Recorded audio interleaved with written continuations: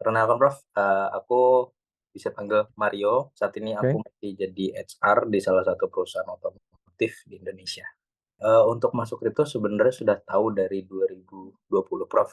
Cuman oke, join di AC itu dari November 2023. Pertama mungkin memang, informasinya Prof, informasinya udah oke, lebih jauh tersentralize gitu, karena di luaran itu dulu saya merasa bahwa sangat terlalu banyak, distraksi informasi, jadi kita nggak bisa membedakan yang mana yang kita dengarkan, mana yang tidak usah, begitu. Jadi di Aceh ini oke, jauh lebih ngerasa lebih belajar untuk disiplin dan dewasa untuk, dalam handle portonya, gitu, Bro.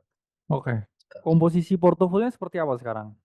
Oke, untuk sekarang, sebenarnya, dibagi 4 koin, Bro. 4 koin Oke, pertama BTC 25%, ya, IT 25%, Svenry dan juga Kaspa 25%, 25%. oke. Apa yang kamu dapetin kalau dari segi edukasi, dari modul, dari ilmu-ilmu barukah? Apakah ada setelah join di Akademi Kripto ini? Oke, untuk edukasi luar biasa sih, jujur untuk luar biasanya karena belajar untuk memikirkan hal terbalik gitu Prof, Oke, kontrarian ya.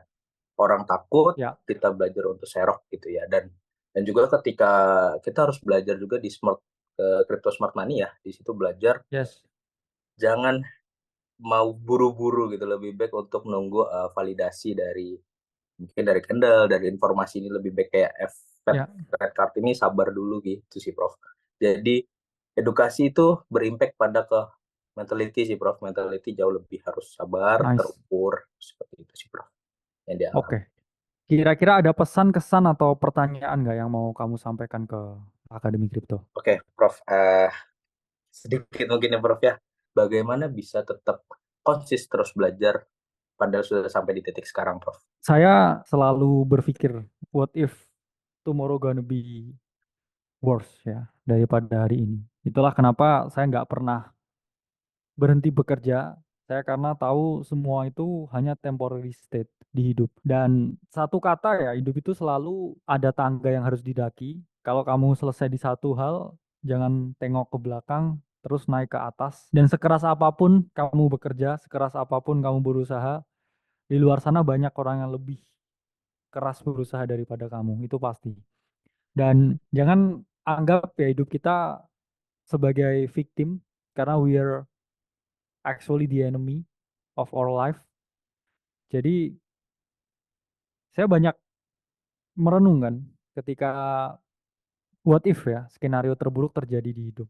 Itu yang membuat saya terus terpacu ya untuk melakukan sesuatu karena cambukan paling keras di hidup itu adalah fakta dan juga realita ya. Itu kenapa saya nggak pernah puas ya dengan keadaan yang ada sekarang dan terus berlari karena hidup itu track yang nggak pernah habis. Oke, Prof. Oke, thank you, Prof. Thank you a lot, Prof. Yes, sama-sama. Ini tinggal di mana Albertus? Tinggal untuk sekarang di Jakarta Barat, Prof. Di Wah, nice. Kapan-kapan sering main ya ke kantor ya. pengen banget, Prof. Sebenarnya saya juga udah pernah jadi volunteer di New World Order yang Wow, di nice, Amerika juga. Kemarin ketemu Mas Irfan sama nice. Bang Rian.